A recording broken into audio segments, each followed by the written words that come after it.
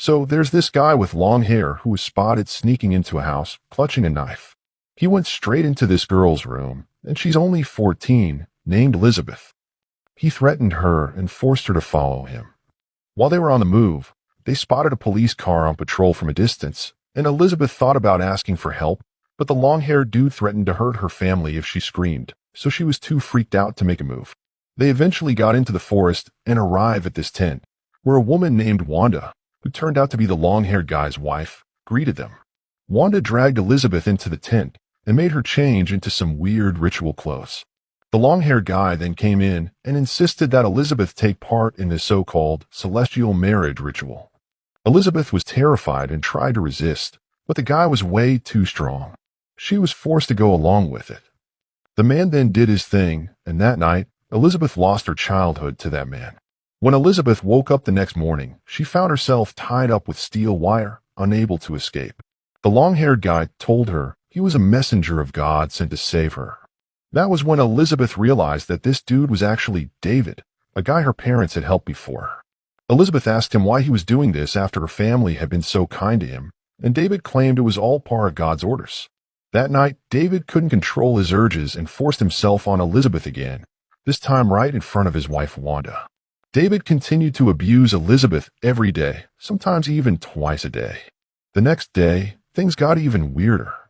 David sat Elizabeth down, with nothing covering her, and started preaching some bizarre heretical teachings he claimed were from God.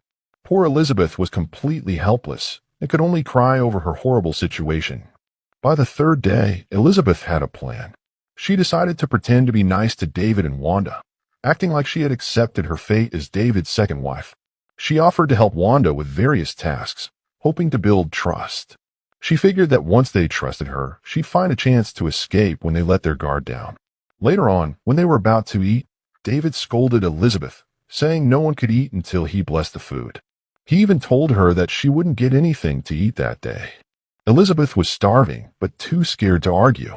During their prayer, Elizabeth heard someone calling her name in the forest. It was her uncle looking for her. She wanted to call out, but David quickly threatened to kill her entire family if she made a sound. Elizabeth was terrified and remained silent. By the fourth day, Elizabeth was utterly devastated. She was on the brink of losing her mind from desperation. Suddenly, a police helicopter flew overhead, and Elizabeth instinctively shouted for help, but David was too quick. He gagged her and shoved her back into the tent. Days passed by, and Elizabeth had kind of resigned herself to living with David and Wanda. During quiet moments, she'd think back to the good times with her family, missing their warmth and love. Those memories were her lifeline, keeping her from losing it completely. David noticed that she was still attached to her family, and it made him furious. He hated the idea of her thinking about them, and even threatened to harm them if she kept it up. Elizabeth, scared out of her mind, apologized and said she'd do anything for him if he'd just leave her family alone. David saw an opportunity and quickly demanded more of her body.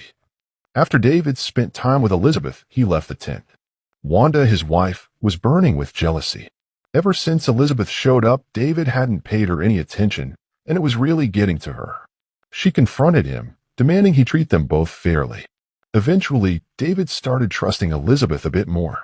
He untied the steel wire from her foot and invited her to go fetch water with Wanda. Elizabeth considered making a run for it, but she was so weak from not eating that she knew she wouldn't get far. Another day, they ran out of food, and David decided to head to the city to get some.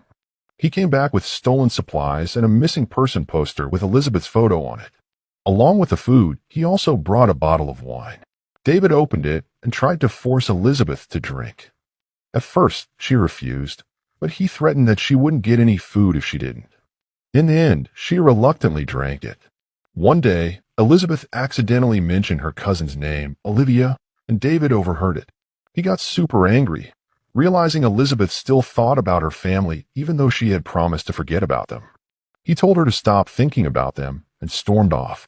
Later that day, David came back and told Elizabeth he had received a message from God to kidnap Olivia and make her his third wife. Elizabeth was terrified and prayed that God would protect Olivia from David's plans. The next day, David returned without Olivia. He said that while he was trying to take her, he accidentally knocked over a vase, waking up the entire house, so he had to escape without Olivia. Elizabeth felt a huge sense of relief hearing that. That night, David and Wanda were drinking, and Elizabeth saw her chance to escape. She told him she needed to use the toilet, but David realized what she was up to and stopped her. Elizabeth was taken back to the tent and had to endure David's advances once again. As time went by, Wanda became more irritated because David was neglecting to find food and was too focused on Elizabeth. With no more food left, David finally decided to take Wanda and Elizabeth to the city to get supplies. They had to wear their strange white ceremonial robes, though. When they got to the city, they headed to a nearby supermarket.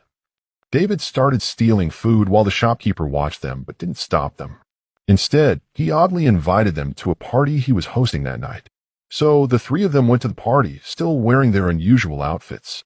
At the party, a woman noticed that Elizabeth seemed distressed and tried to help her.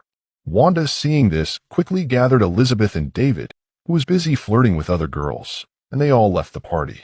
On the 92nd day, David brought Wanda and Elizabeth to the library to check out a map because they needed to find a new place to live. While they were figuring out where to go, a cop came up to them. The cop wanted to see under the women's veils, but David said no way because of their religion. The cop kept pushing, but David stood his ground and said to respect their beliefs. Finally, the cop gave up and left. On the 97th day, they hopped on a bus and headed to California. They ended up in the desert, pitching a tent in the hills of San Diego. Unfortunately, living there was tough. It was super dry, and finding water and food was a struggle. They were so hungry that on Christmas Eve, they went into the city to ask for food from people. On the 184th day, Wanda got mad at David for not paying attention to the food supply. She told him she'd off herself if he didn't go find some food. Scared of something happening to his wife, David finally agreed to go scavenge for food in the city. Long story short, on the 191st day, Wanda and Elizabeth were both super hungry. David had ditched them in the desert without any food for a whole week. And to make matters worse, they had run out of water too. Elizabeth, who was starving, started thinking about the good times she had with her family back in the day. That night, out of nowhere, it started pouring rain, which was really rare for that area. Elizabeth and Wanda grabbed a bucket and danced in the rain while collecting the water. Thank God for the unexpected rainfall. The next day, David finally came back from the city with some grub.